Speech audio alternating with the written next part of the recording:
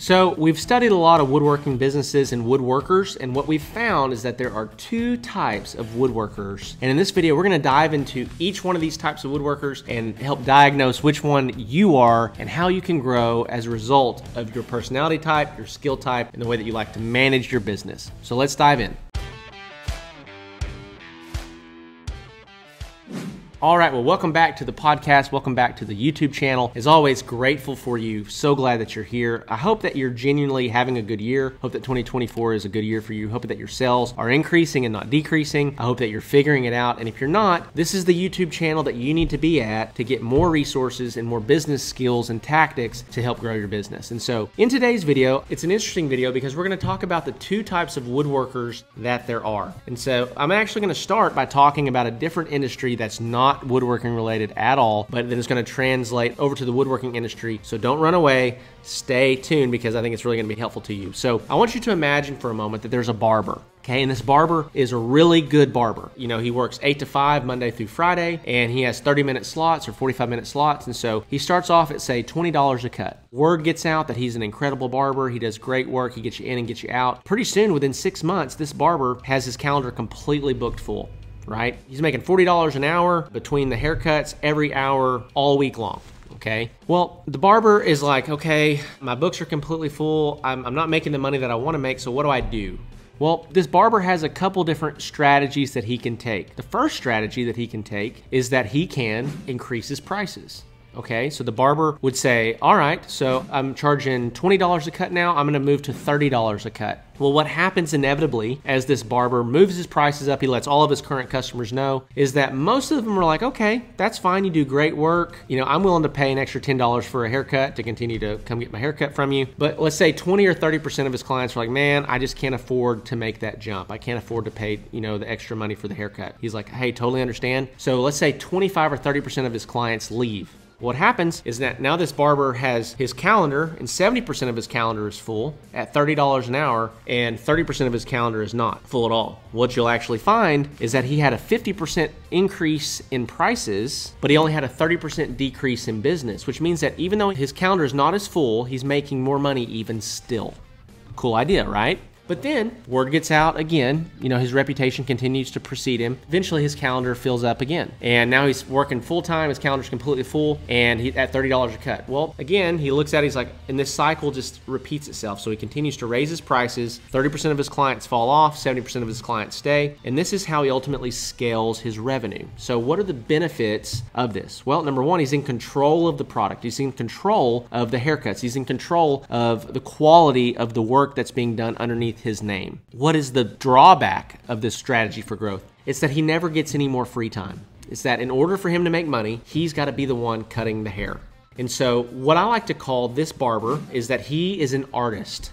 Okay, we're going to title this strategy, this type of mindset, as an artist type strategy, where artists, they like to be the ones in control of the work. They like to be the ones that have their hands on the product, and they can always increase their prices. But eventually what happens is that they tend to get burnt out because they never ever introduce leverage into their life. They never introduce leverage into their business. If they're not working, then revenue's not being generated, right? Just like the barber. And ultimately, inside of the woodworking industry, the challenge with that is that you can only raise your prices so much before you kind of price yourself out of a market, or your prices are so extravagant that only the super wealthy, ultra high class net worth people are able to purchase your products, which is a great strategy. If you can sell a table for $25,000, you only got to sell one a month.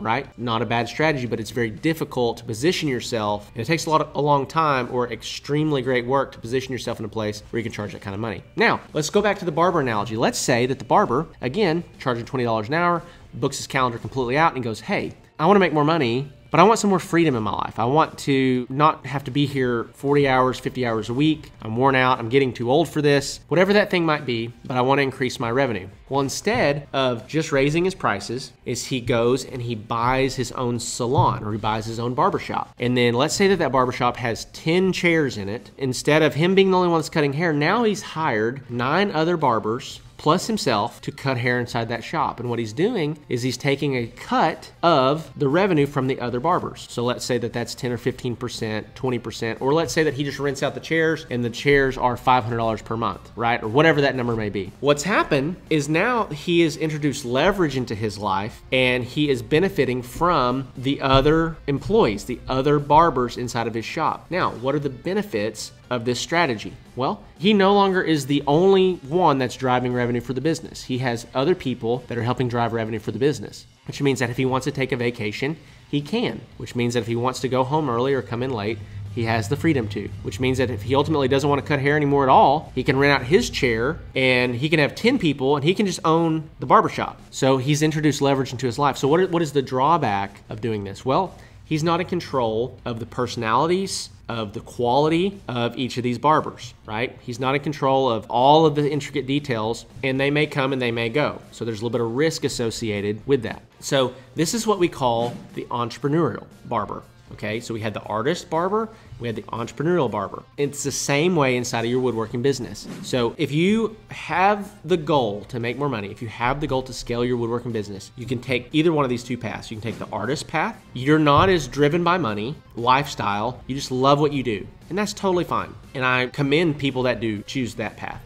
Or if you're more focused on freedom, more focused on revenue, continuing to scale, get some of your time back, you're gonna wanna go to that entrepreneurial type path. These are the two type of woodworkers that we typically see. And if you wanna grow a woodworking business, you've gotta pick one or the other. Typically, now, I chose the entrepreneurial path. I love woodworking, I like making tables, but I didn't want to do it forever. I didn't want to be the one that was responsible for doing it forever. So I built a team, I focused on sales and marketing, increasing revenues, and focused on the 20% of activities that drove the 80% of the results inside the business. And it's so true that 80% of your results are gonna come from 20% of your activities. 80% of your problems are gonna come from 20% of your clients. This principle is true across multiple things. But as an entrepreneurial business owner, I continually move myself out of less valuable activities, not to say that they're not valuable, not to say that they're not necessary for the function of the business, but I moved myself out of those roles and into that 20% that only I could do that really drove revenue for the business, and I hired for those roles. Now, could I have just kept my head down, continued to be the one working, and just charge more money for my work?